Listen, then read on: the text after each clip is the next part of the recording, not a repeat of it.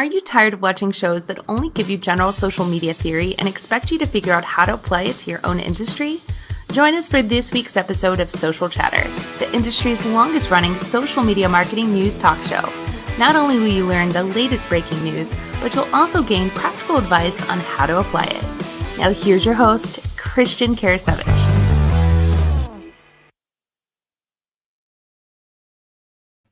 Welcome everyone to Social Chatter, your weekly social media marketing news talk show. This is episode 230 with myself, Jeff Fuhs from Fusion Marketing, and our guest this week is Jeff Sheehan. So if you want to go over to, say, twitter.com/Jeff Sheehan, that's SHEEHAN. You can go there, you can follow him, you can also just say hello. But I'm excited about this week's show. We've got a lot of really useful social media news this week. In particular, we've got updates from Facebook and Instagram, as well as Twitter, and even a little Snapchat. Snapchat actually has a couple of new AR lenses, and I had a chance to check these out, and they look really cool. From a business standpoint, not as much applicability there, but it does show the potential that you can get with Snapchat, for a business down the road, I think. But I'm going to go and bring on Jim. Jim, how you doing this week? I'm doing great, Christian. How about yourself? And I'm flying to sunny and hopefully warm San Diego tomorrow to go to that big conference and meet a lot of people and just build a network. That's what I think conferences are all about. Definitely. So it's fantastic to have you back on the show, filling in for Phil Gerbershak just for probably a couple more weeks here. But who do we have this week on the show? So I'm very excited that we have who's become a good friend and mentored me, Jeff Sheehan. Jeff has a career in not only industry with IBM and is known as a thought leader. He's actually ranked as one of the top 100 people in digital marketing. I think it was by Forbes, as well as also considered in the top 10 in the B2B space. Jeff's got over 300,000 followers on Twitter, extremely active. He's also very active on LinkedIn. And one of the things that I really admire about Jeff is the true definition of a giver. He does a lot with a local church in the jobs ministry. And so he's always helping people to get connected. And we've gotten to become good friends. And so I'm always excited when I can get Jeff to actually get on video because I know he doesn't love it, but he needs to do it. So let's go and bring on Jeff. Jeff, how are you doing? Good.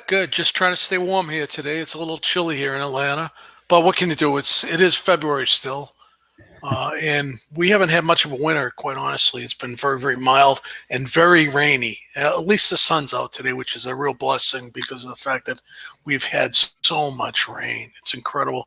And I know Jim and I have been taking boats between our respective homes. It's just been that bad. So we're really excited to have you join us for. No, I'm glad to be joining you. I'm glad that you extended the invitation. Fantastic, and I got to say, you've quite the impressive following. I look at your Twitter account and you have 340,000 followers. You've got 346,000 people that you're following. Just love the fact that you have such a huge audience there. As Jim mentioned, you do a great job of also giving back, and and I think that's really important for people. A lot of people in business, they just take, and they don't really ever give back to the people that either help them along the way or they just want to impart their knowledge. So I'm really excited to have you on. No, I appreciate that very much. So, Jim, I know we value our audience's time, but where do you want to start this week, by the way? Let's start with the Facebook Creator Studio app. So what in the world is this? Is this like another app that Facebook's got coming out? Is this an update? What is this? It is a new app, because I guess they want to get people off the desktop. And as you know, I always like to joke, we all need another app in our life. It'll give you insights, but from the initial take that I've gotten from some of the folks that have downloaded this, they really don't feel like it's easy to create with it. And right. I think for right now, they're going to stick with the desktop. So I don't know if this is something they plan to develop more. And they did have something similar to this before, and it kind of went away. It was, I think, the Creator Live. And so, I mean, I just, I don't know why we want to keep making people do stuff on phones. Yeah, and that's actually a really good a good question, actually, Jeff. I know I think you have a bit. I don't know how much you worked with IBM, but I used to work for IBM. Oh, did you? Okay. A mobile team as well, actually, and so to the point of like mobile. I mean, I get why we want to be able to maybe quickly check insights or check maybe the post that we have scheduled out. I still think that like mobile has a certain place, but I don't think it should be the first place that people think.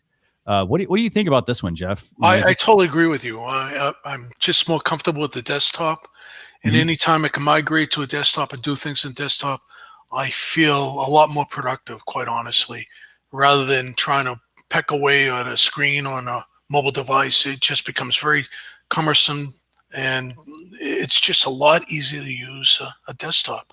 Like this morning, I was telling Jim earlier, I got put in Twitter jail overnight, and I almost died. Quite honestly, they said my account was blocked because of some copyright infringement. Which was, when I looked at it, I have no idea how I violated any copyright rule whatsoever. But they did take down the tweet, and it was about Bernie Sanders, actually, from about 16 months ago, when I saw him and his family.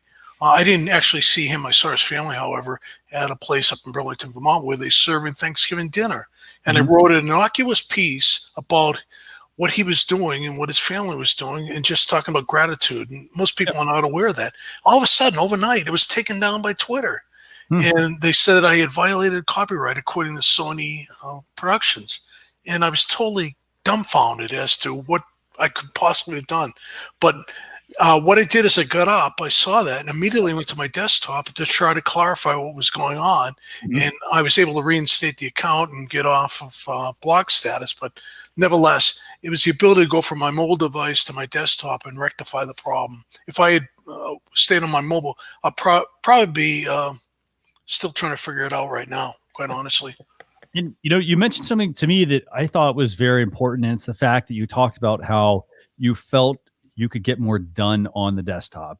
You had more power, and that's the thing. Like, you have way more power on a desktop. It's almost like you almost have more space. I almost want to say, like, if you work on a mobile phone, you're confined to your screen. You then have all those notifications that are popping up at the top, and it can make it very difficult to get work done because you might be in the middle of doing something, and then you have shiny object syndrome, basically.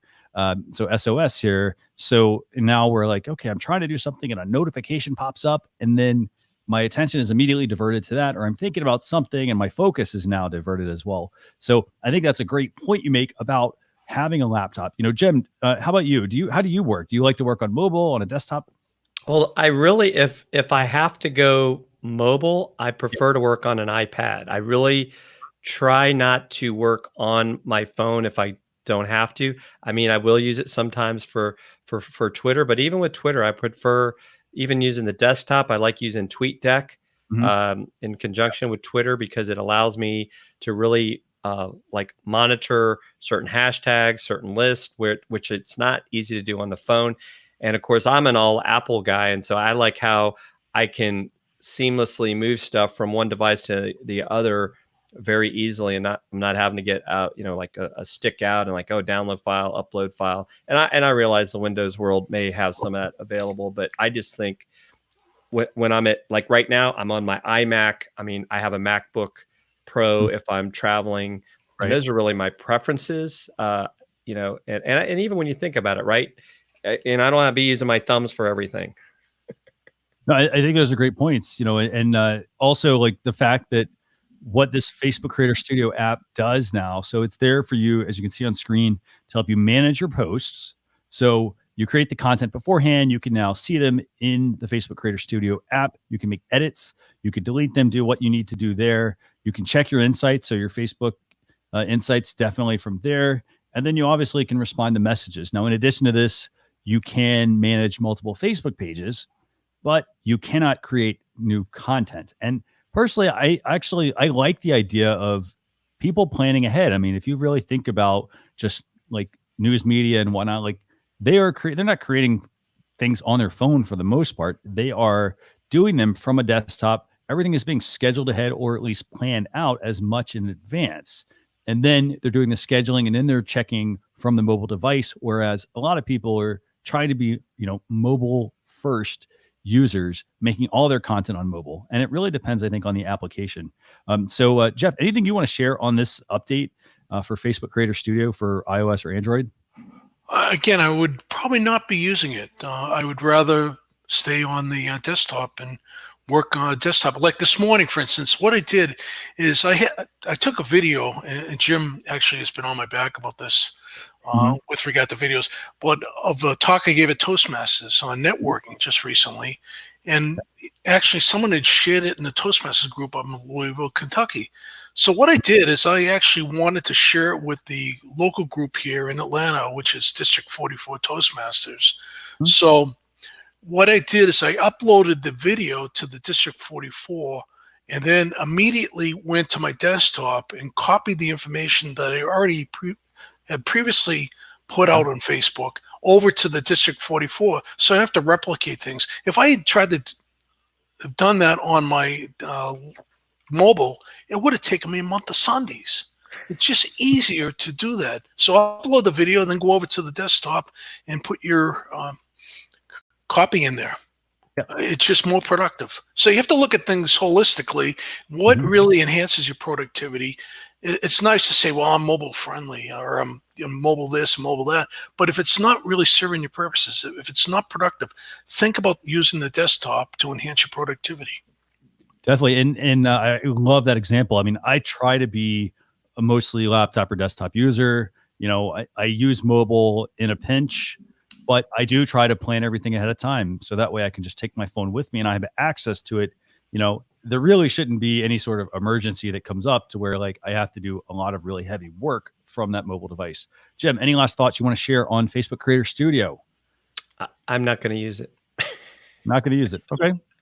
Not a big deal. And here's the thing. I mean, that's the thing with, with all these apps that get released. I mean, if we don't decide we want to use it, Facebook, we're telling Facebook, hey, you know what? We don't necessarily support the Facebook Creator Studio app. We don't necessarily need it, maybe. So this is available if you want to get it for iOS or Android. We'll drop the links here in the description or in the, we'll actually drop them in the comments of the Facebook Live video so you can check it out if you want to. So switching gears, where do we go next, Jim? Let's go talk about later's feature with Instagram posting. So this is actually a really cool feature. I'm actually really excited to see where this goes. So what do we have going on this week? So a lot of times, and this is really kind of a debate. I think I think Scott Ayers in the Social Media Lab has even done an experiment with this. And this is the idea of when you create an Instagram post, you can go from no hashtags up to 30 hashtags at the end. And a lot of times it's best to put it at the end of your quote unquote write-up. Right. Some people say, don't put it in that write-up, put it in the first comment. Whether one is better than the other, I think the debate is still on. I tend to want to keep the hashtags in the post because that's how people search for content on Instagram a lot of times is by hashtag. So the idea of being able to schedule all those hashtags in the first comment on Instagram makes your life easier because now you don't have to go in there and redo it. So I think it's definitely an interesting tool if you're a big Instagram user.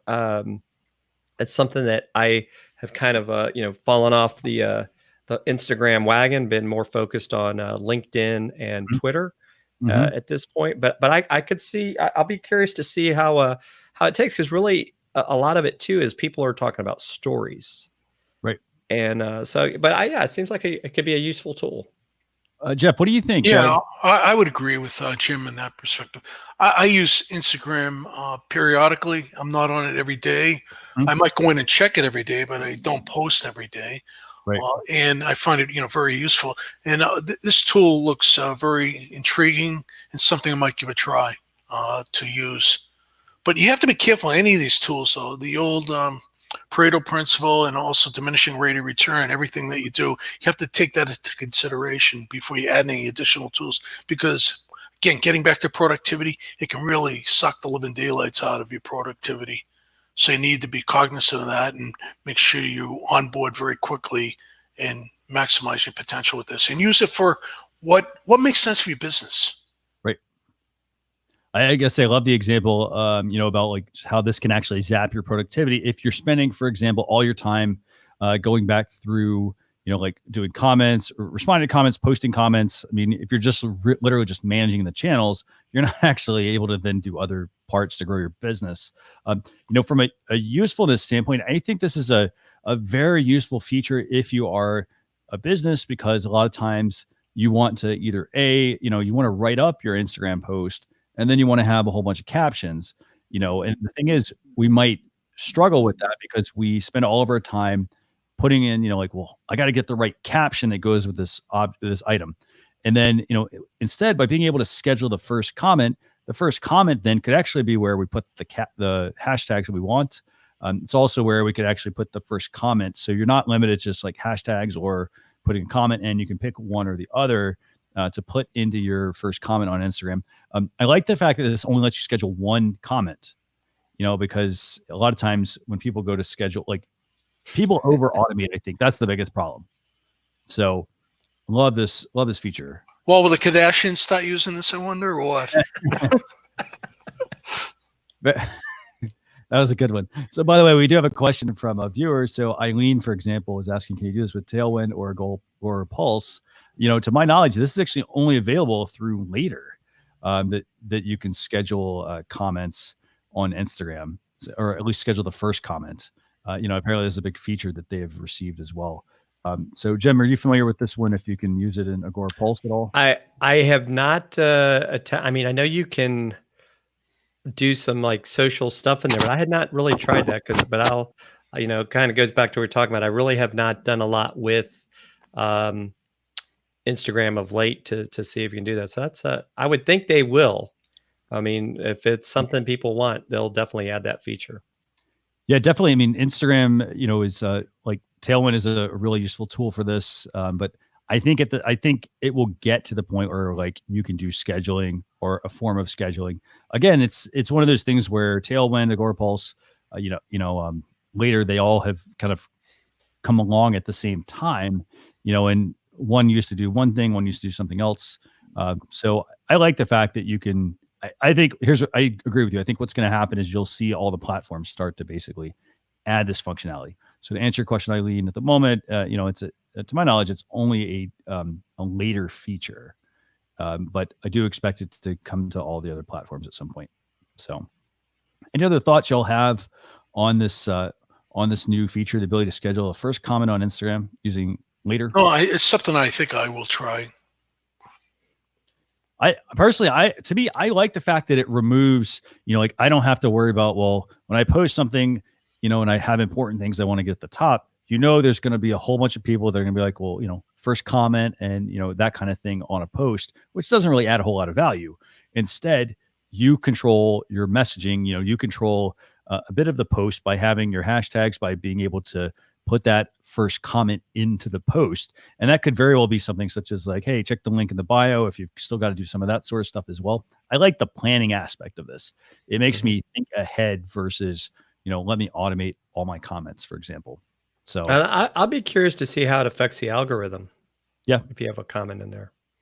Very possibly. But the good thing to remember here is, I mean, these platforms, at least these few ones here, they do a good job at following the rules that Instagram has, which are pretty strict. So I'm excited for this. I like that, we're moving beyond just scheduling posts, but not scheduling everything.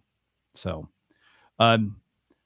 Jim, where are we going next? We've talked Facebook, we've talked Instagram. Let's go back to Facebook for a moment and talk about, they want to pay you to let them record your voice. So what in the world is this? So for the price of as Jeff always likes to say, a cup of coffee at Starbucks, yeah, you can give your voice to Facebook for them to improve their ability for voice recognition. Now you have to, I think it's be a member of their Viewpoints app. Oh boy, another app where you get to do a lot of market research for them. So, I don't know how long it takes you to get the $5, but maybe they should just give us a Starbucks gift card, Jeff. What do you think? Yeah, the question I have is, would they use me because of my Boston accent? Huh? Well, they have to be able to recognize all voices, right? Oh, So absolutely true.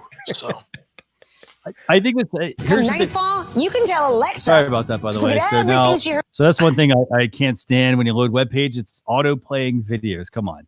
So, so what do you guys think about this? The fact that Facebook wants to pay like $5. Like, okay, so if somebody can get $5 for recording their voice, should they do it? I don't have a problem with it. I see what they're trying to do. Quite honestly, they're trying to really refine the voice recognition system with them. I mean, I'll give them credit. They're being upfront and transparent, which isn't something that they're always famous for of late. And I know that, you've heard things about Amazon and I think maybe even Google listening in on people's conversations, and they're saying, oh, it's all in the name of, getting better with understanding voices. So at least I'll give them credit that they're being upfront about it. And, but I'm not going to, waste my time, just to get $5 so they can, get my voice. I'm not either. So they won't have my voice. And that's one thing you do have to think about here. I mean, like it's partly the amount of time that's going to take, and then also what you're giving up to get this. So like if you're giving up your voice, which is going to be used probably to train a number of things at Facebook, is it worth $5 in the, in the short term? Yeah, sure. If it takes maybe, a minute or two, but then in the long term, I don't know. I'm not sold on that part. Right. So I think that I like the idea of it, but I will not be signing up for that one. Well, the other problem is, for instance, if ever they get hacked, there are applications out there now, particularly in the investment field, where they have voice recognition. So if you call in and are inquiring about your portfolio on that, then they will actually take a sample of your voice and to verify your identity. So there could be a problem there with identity theft, quite honestly, if someone hacks into the system. That's a very good point, actually. So kind of to what we were talking about. I mean, you just have to be very careful about what you're doing. I mean, yeah, you get $5 out of it, but hey, you could easily lose way more than $5 if this is hacked, if it's used for, who knows what. That's a really good point. Keep that in mind. I really like that point, actually, Jeff. I think that's a fantastic point. And a lot of people, they don't think about it like that. They think like they're thinking for that quick reward, that $5 they're getting. So definitely something to be very careful of. If you do decide you want to use this, you need the Viewpoints app, as Jim mentioned, which you can get from your device's app store. And that's a separate app. You go in there and you look for, they call it the pronunciations survey. You basically take the survey. So pretty straightforward. So, by the way, just a quick mention for everybody if you're listening to us on the podcast, or you're watching us live on youtube.com/social chefs or facebook.com/social chefs. We have lots of topics we want to make sure we cover. We don't always get to all of them. So be sure you go and check out our daily newsletter. It's socialchefs.com/daily. What that's going to do is basically get you on our mailing list, but we're going to notify you, every week when we publish a new blog post and whatnot. So be sure you go get that, socialchefs.com/daily. So, Jim, we've talked Facebook, we've talked Instagram. What else do you want to talk about this week? Let's go to, I think if it's not Jeff's favorite platform, it's his second favorite. Let's talk about Twitter's good copy, bad copy. So what in the world do we have here? I mean, Twitter, I got to say, Twitter's been doing a really good job lately of improving the functionality on their site, adding a lot of new features. They bought a new company last week for stories. What's your take on this feature? I think it's good, because I think a lot of times people don't really understand. I mean, first of all, you've only got 280 characters to get your point across. So if you can become more effective at getting your message out, I think this is a good thing that they're trying to help people do a better job of getting their message out. Yeah, I would agree with you, Jim. And they're trying to up their game with regard to support of their base. Twitter for years has just neglected the users, and now they're really trying to satisfy whatever problems or the interests of the users. which is quite interesting. Right. And I think too that even I think, Jeff, wasn't this last quarter they actually had a record revenue, which Right, correct. that, so as much as like we always hear that, oh, Twitter is dead. I don't think it's dead at all. I think I would agree with you. I really like some of the things they're doing. Of course, it's funny. One of the replies in here is, well, can't you just give us an edit button? Yeah, I was actually putting that one below the fold. Yeah. Yeah, so an edit button would be nice. Oh, absolutely. Particularly this morning, I was wishing Jack's mother good morning, okay? Because she always, every morning, her and her husband put out a good morning tweet. So I was good morning back, and I had a typo in there, and I was just so flabbergasted, so embarrassed. So I went back to it. I said, "Yeah, sorry about that, but you have to be cognizant. I need to be more cognizant of my typos early in the morning." So it would be nice if they had the edit button. Yeah, I do think an edit button would be nice. I will say I really actually do like this feature. I like the fact that, and this is, by the way, something that anybody could have started doing, but I'm glad Twitter's finally doing it. They're doing basically whiteboarding tweets, and then they're going in and showing, well, hey, what can you change? How can you actually make this a much better tweet? And I think people should, I really think people should actually go check this out. I'm very surprised that there's only 158 likes and 50 retweets on this, because this has a lot of usefulness, I think, for a business. I think, what's your take, Jim, on businesses, like on how they actually write tweets? They could definitely, as Jeff likes to say sometimes, up their game. I mean, even there's some folks that I follow on Twitter do an amazing job of using that space, even though it's only 280 characters, using emojis and other things to really highlight key points and even why you want to do it, or even putting in graphics or video along with it. I definitely think it's something that businesses could do a much better job for communication. Yeah, and in this particular example, for example, what they've done here, basically, if you kind of like catch the gist of this, they basically have taken this first tweet.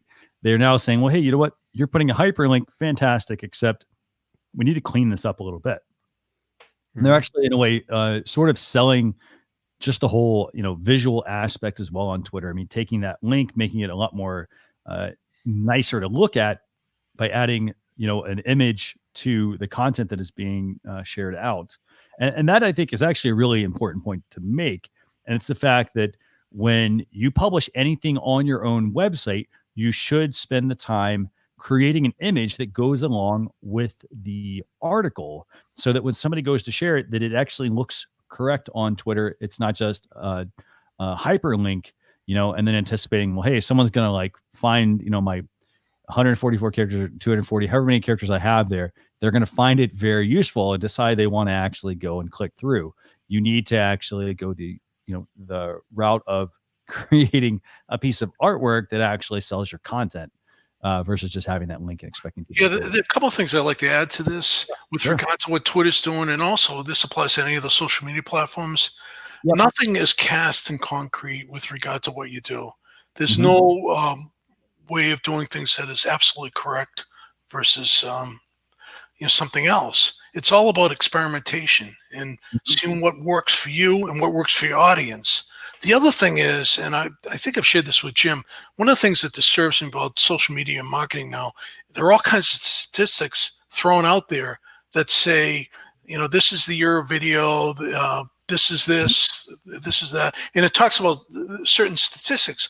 Well, what is the statistical validity of the data that they're using? Do they have, what is the sample size?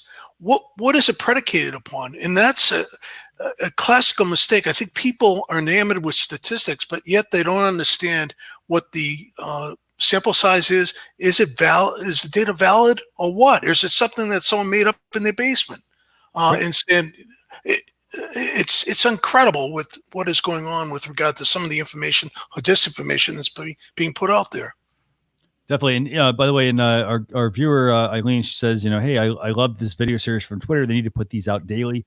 I like the fact that if you're sharing an example, that's something that has a lot of usefulness to it. But if you're just sharing stats, the only usefulness that I see there are people can throw them into some sort of scheduling tool and just have them recycled throughout. So like, to your point, Jeff, I mean, anybody can cobble together a whole bunch of stats and make it, make that story appear like it's relevant when it really might not be.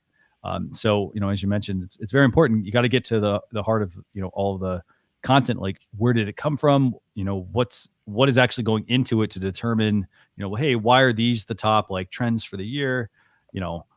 So correct. Yes, absolutely. And who is the source? Is it from Gartner? Is it from Deloitte? Is it from other reputable firms, Harvard Business Review or something else? You know that they've done their homework, but someone arbitrarily puts some stats out there about a certain trend or whatever. I would not trust the data. No, not at all. No. But most people, they don't vet these people. They don't vet the stats, and they run with it. And it's like the gospel according to John. And unfortunately, people pick up on this and they believe it. Yeah, absolutely.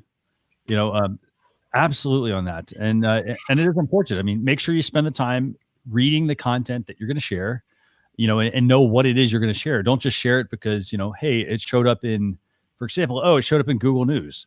Google News does a good job at verifying who gets in the site, but they don't verify it all the time. So you may get, a site that's just really regurgitating, just kind of making content better than it really is. So you do need to know who the source is, and a lot of times they'll get cited in other sources. So if the site gets, if the site is has a good reputation, and you will find other people will want to be sharing that versus like, let me just take the first thing that comes across.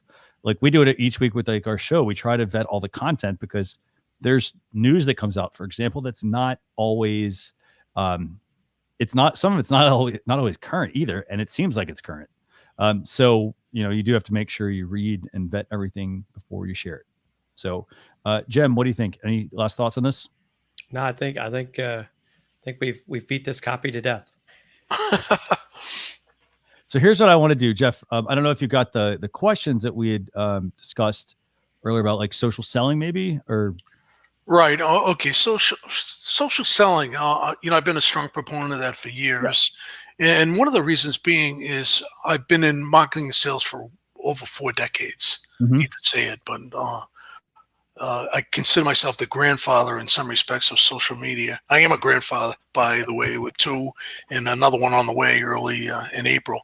But the thing is, social selling is made, with the advent of social media, it's made a tremendous difference in the ability to reach people, to connect with people, to find out what they're all about, so that you are loaded with all kinds of information prior to even engaging from day one with anyone.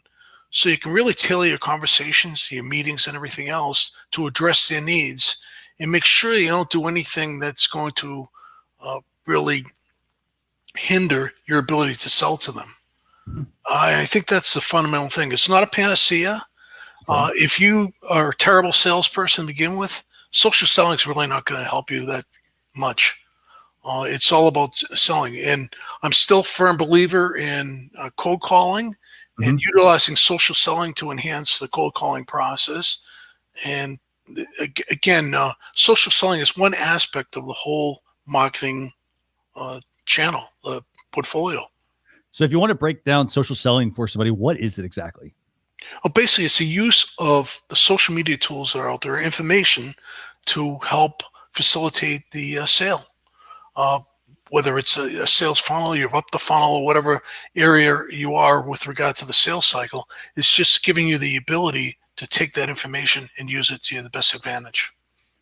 It's pretty simple. It's just using tools, and it's a little, I wouldn't say it's a complete revolution. It's an evolution in the sales process. It's just the use of new tools for the sales process. And I think, Jeff, to your point as well, is the fact that, in a sense, if you want to call it, the script has flipped, where back in the old day, the company held all the information. Now, because of social and search, I do all this research on you before I even talk to you. Correct. And that's really where, to your point, if you're not using these tools to at least, show people what you're about, if anything, then going back, and we talk about this all the time about the whole vetting process. I mean, I look at your profiles of your business or your personal, and if it doesn't add up, you wonder why you don't get the phone calls. Yeah, as a matter of fact, Christian, now one thing I would never do, this is an example, is I would never talk negatively about University of Alabama to Jim, because I know that he has, his daughter went there. My daughter went to Auburn, so I'm a big Auburn fan. But I know Jim has the front license plate is Alabama license plate. So I'm very careful with regard to that. But it allows you to tailor the conversations accordingly in the people you're dealing with.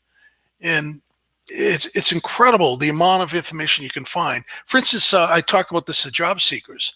I tell them before an interview, go in and look at people's social media profiles. One of the things I find most interesting is Pinterest. I think Pinterest gives you a real great understanding of the persona of an individual, more so than LinkedIn, even Facebook and Twitter. If you do a deep dive on Pinterest, you really gauge what the person is all about.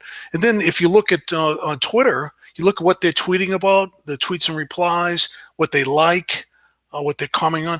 That gives you a sense too of where they're coming from. So if you're prepared with that kind of information, you can go in and really help structure what to say and what not to say in the conversation in the sales process. Wouldn't you agree with that, Jim? Absolutely. And in fact, I didn't realize you were such a deep Pinterest diver now. I don't, my wife does Pinterest. She likes to do the board. So, and I know Christian's been involved with that as well. So you two trump me there. Okay. Well, you're forgiven. So I've got one other question for you real quick. So talked a little bit about what social selling is, obviously why it's important. So if somebody wanted to, like after this broadcast, if somebody wanted to start tapping into social selling, what's one of the first things they should do? First thing they need to do is they need to take an introspective look at themselves and ascertain what their skill sets are, what products they represent or services, and write these down. And then have someone else take a look at this. Is this really what you're all about? Or what your company's about, what your service is all about, and then use that as a foundation for everything you're doing with regard to the messaging that you put out there on all social media. So it's consistent, that aligns with what you actually stand for, and it provides a value to a prospective customer or prospective employer. If you don't do that, it's like Jim and I have talked in this at various groups. It's the foundation. It's like building a house, and this is the solid foundation of a home, is that introspective look before you do anything else. And then you can go into the goals and objectives, the plan, the strategy, everything else involved with regard to what you're doing. But you need to start with the fundamental basics, and that's the introspective look at yourself. And then taking that and looking at your competitors as well, and how do you align with the competitors that are out there with regard to your skill set and everything else, and then move forward from there before you do anything with regard to spending money or putting out things out on LinkedIn or Twitter. It's a basic tenet of what you should be doing. So I think that's a great, I think that's just a bunch of great example, like just thanks. I appreciate the fact that you're sharing about social selling. And I think that it, I think a lot of people, they rush into it and they either want to be this persona, but they're not really that persona in real life, and I like the fact that you mentioned people need to take a good hard look at themselves, and see if that's actually who they are, because it's not about making a quick buck off somebody. It actually has a lot more long-term value if you actually can build that relationship with somebody and, build a sustainable relationship versus like, hey, I got some money off somebody and then move on to the next person. Correct. You need to be authentic. You need to be credible. You need, if someone does a deep dive on you, you're the real deal, and not someone that was a basket weaver 2 weeks ago and all of a sudden they're a so-called expert within the respective discipline. And by the way, Jim and I were kidding earlier this week. I saw something out there for $30 you can become an expert. I don't want to say that's what it's in, but it's in the marketing arena. And I wrote a post about it, and I'm saying we see this every single day, is the quick buck, the quick fix. An expert is someone who has spent the time, the money, and has the experience and education to back up who they are and what they represent. And because of the fact that someone has gone out and gotten a certificate that they paid $30 or whatever it might be for, does not deem them as an expert. And people should be looking at that. If they put that on the LinkedIn profile, call them out on it because of the fact that someone has probably printed that certification in the basement of their home. And it's ubiquitous within this industry. We need to clean up this industry. And I said to Jim, the FTC is going after people for doing this and doing that. They should be going after these hucksters that are out there selling these type of expert certifications for $30 or $60, whatever else it is. Yeah. That's where the real problem lies. 100% agree with that. Definitely need some cleanup from that perspective. So anything else you want to add, Jim, about social selling? No, I mean, Jeff and I talk about this quite often over coffee at Starbucks, and and it's definitely something that and I even, my definition of you hear a lot of times, an expert is someone that has done at least 10,000 hours in a specific discipline. And Jeff and I say this all the time, right? If you have someone that, especially like in digital marketing, says they can do everything, hold on to your wallet and run away, because it's just not possible. And so I think Jeff is definitely.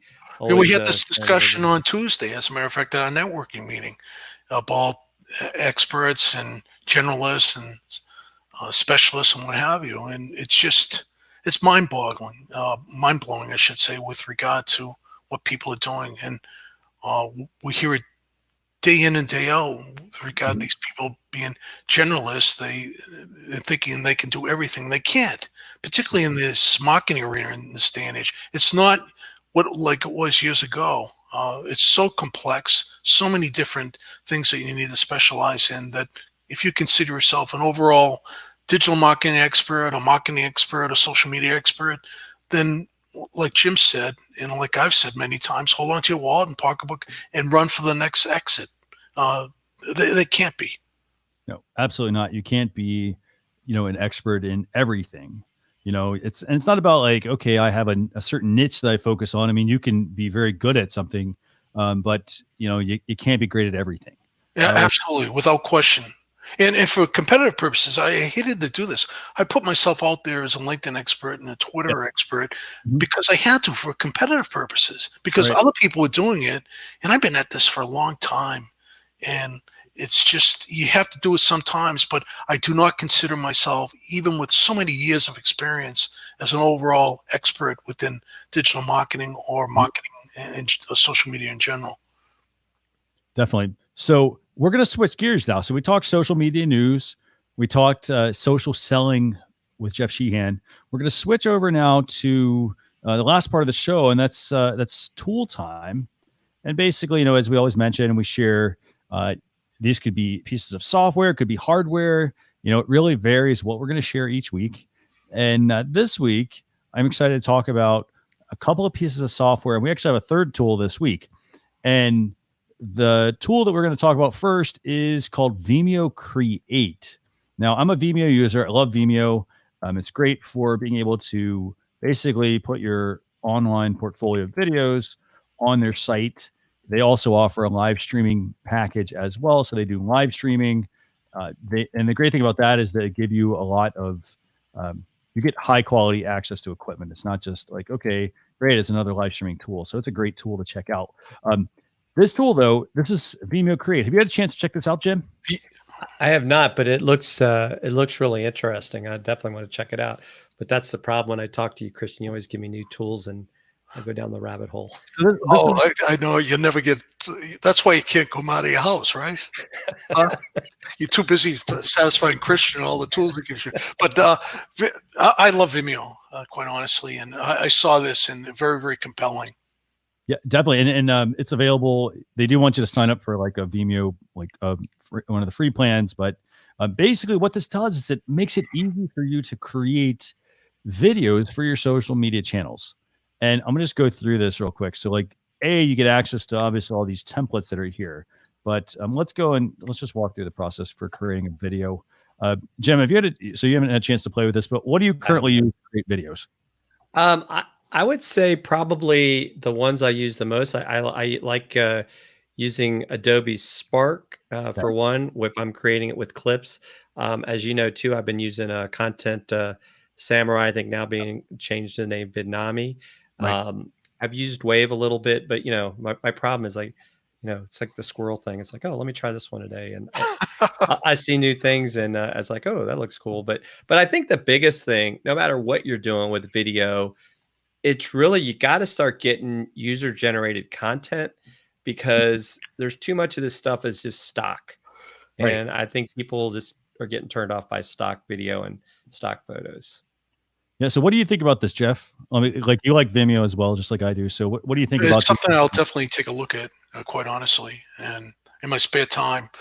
Although Jim has me chasing shiny objects as well, so there's not much spare time. Okay. So the thing I would say with Vimeo Create is this, and it's the fact that you can have 5 or 6 different applications to create videos.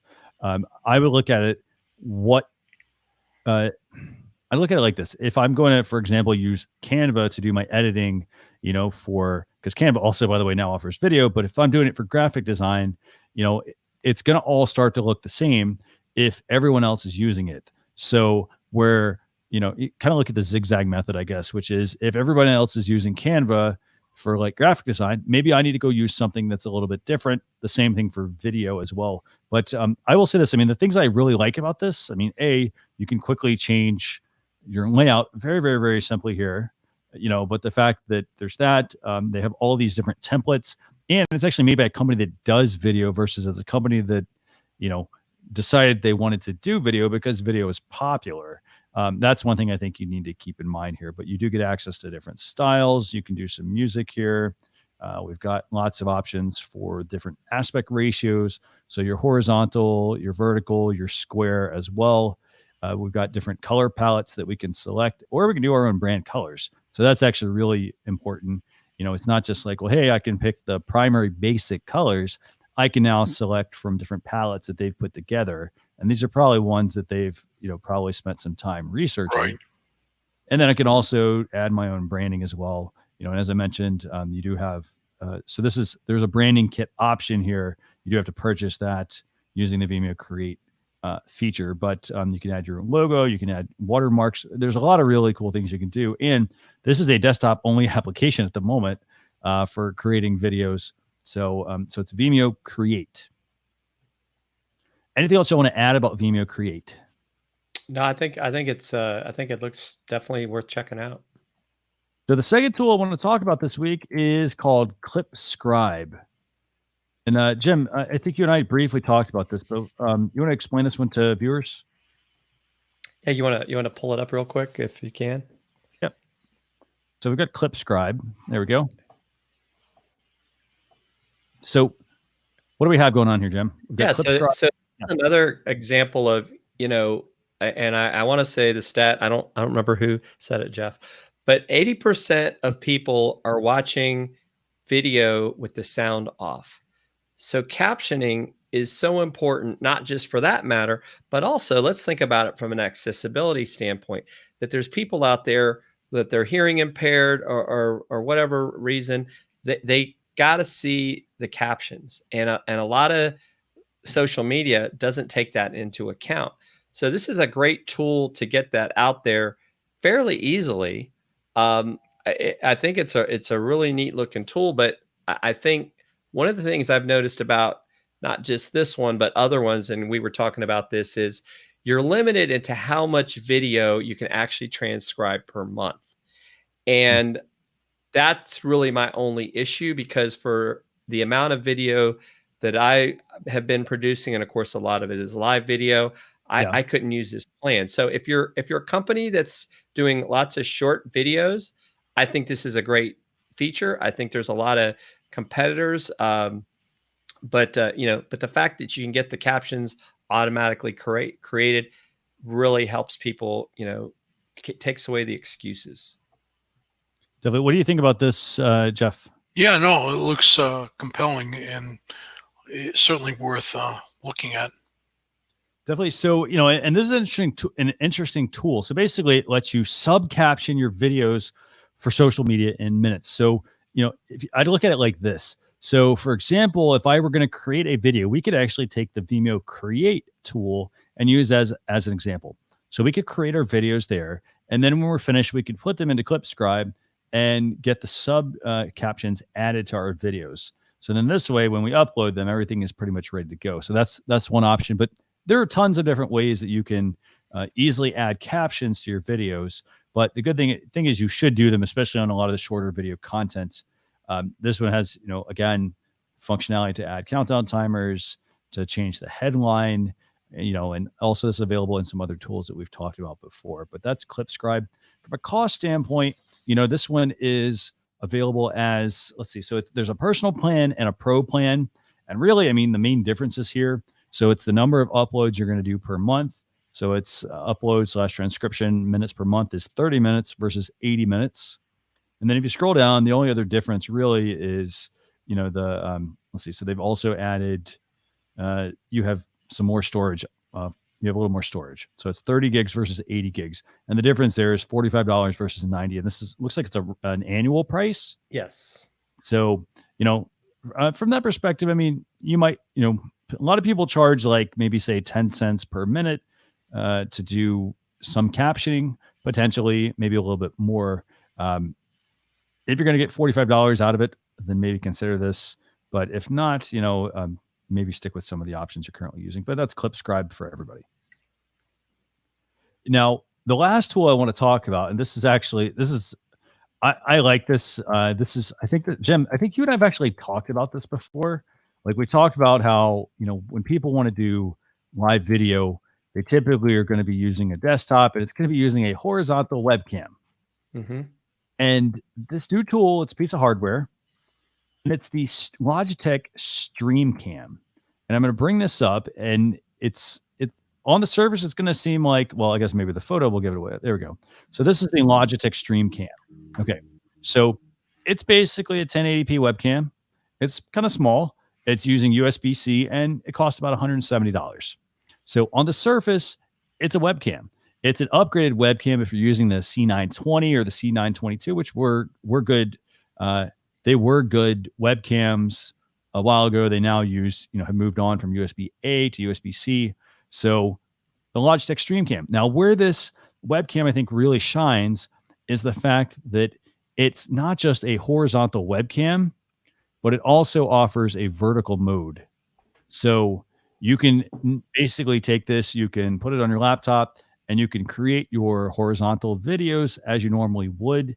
And then if you want to actually make vertical ones, you can get the full HD vertical video directly from this. And this actually would then, I almost see this as like, this could, in a way, eliminate a bunch of those other tools or apps that we use for creating vertical videos, because this essentially would let you do your recording directly on your computer, and then add whatever graphics or whatever elements you want to add to it through like an NLE, like a Final Cut Pro or an Adobe Premiere. So what do you guys think about this? Jem, what do you think? I definitely, like we've talked about, because like right now I'm using a C920, and we did it showed we compared basically kind of the 4 top Logitech cameras. Yeah. I'm definitely interested in taking a look at this, because the other thing I like the size. Mm-hmm. It's small, it's compact, it'd be easy to travel with, especially like for your laptop kit. Right. I mean, you can see it's got the same degree radius, and it's got a smart auto exposure as compared to the 920 and the 920S. And really the Brio is the one that has more reach. And the reality is 1080 is amazing. Mm-hmm. The Brio will do the 4K, but you really don't get a lot of places on social that'll even let you upload to 4K, let alone 1080. So I think it's got, and the fact that you can go to 60 frames per second, that's mm-hmm. another big boost. And you can even see, right, the video quality is better. It's called best than than that. And you can also have a dual mono microphone. So I definitely think it's something I'm going to think about checking out. Yeah, it's pretty cool. And then in addition to that, so they've also got obviously some built-in microphones, but other things they have the smart autofocus feature, but then they also have some software that will tie into this as well. So the software is me see if I can actually find it. So the software actually will add not just the like the standard, well, hey, I can zoom in on something, but it'll let you do some of the editing as well for your clips that you're recording. So it's basically an all-in-one. I gotta say, Logitech is doing a really good job lately of really upping their streaming game. You know, they've bought quite a few companies. They bought like Streamlabs. They've got they own the Yeti product, I think, as well now, in addition to a bunch of other ones. And they've really built a really strong stable. So here's actually. I agree with you. And they've been around for years, so they're not going anywhere. And they're going to continue to innovate and provide the market with the best products that are available. As a matter of fact, I have a Logitech headset on. Mm-hmm. Yeah. We use a Logitech Brio for social chatter. I mean, it's a fantastic piece of kit, basically, you know, and I'd say this, I mean, if you don't want, if you're looking at the 920 or the 922 and you're like, hey, I want to get that, or I want to get the or I want to get the StreamCam, I would personally consider getting the StreamCam only because it's not that much more. So I think it's like maybe $70 more, in some cases, maybe $100, but you have to think, if I spend $70 to $100 now on an already outdated webcam, I'm getting something that is going to let me grow quite a bit, because like for instance, right now, we only broadcast in 720p. We're not even up to 1080p or 4K, even though we have the option, but because we can't share them on the social media platforms. So I personally, if I didn't already have the Brio, I would actually consider getting this as an additional camera. So anything you want to add on this one, Jem or Jeff? I'll let Jim try it first, okay? Before I jump in with both feet. Yeah. No, I think this would definitely be most likely my next webcam. Absolutely. Definitely.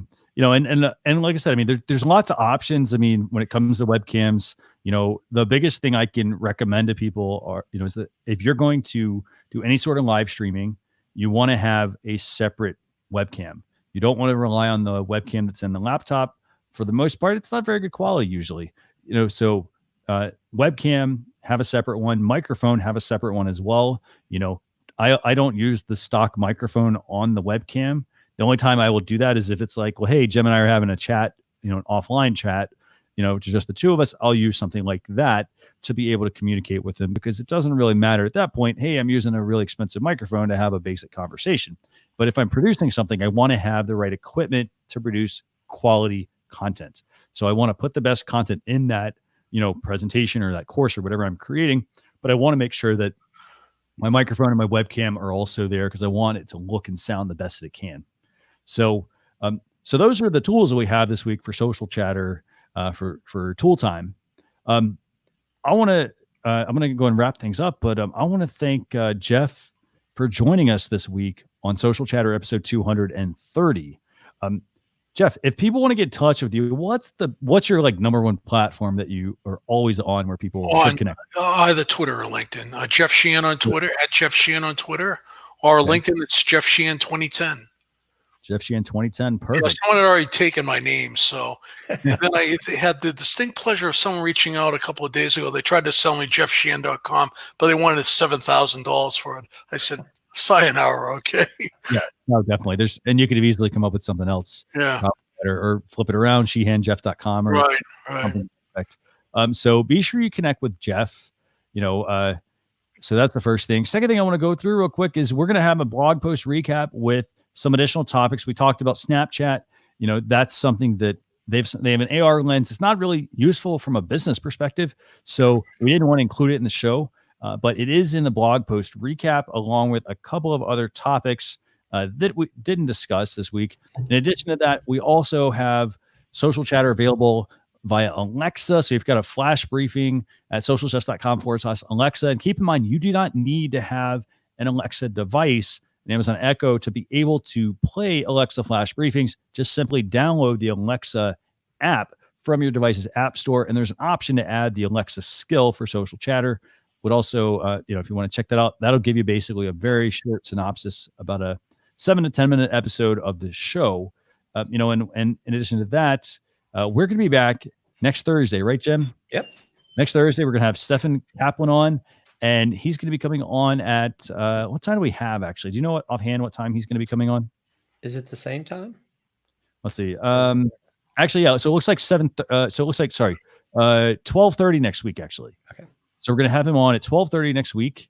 Next Thursday, same exact channels: YouTube.com/social chefs or Facebook.com/social chefs. With that, I want to thank everybody for tuning in. And if you catch us on the replay, leave us a comment. Let us know where you're watching from. And if you have any questions, leave them there as well. And we'll do our best to answer them. But with that, I want to thank everyone for tuning in. We'll see you all next week. Bye, everyone. Bye. But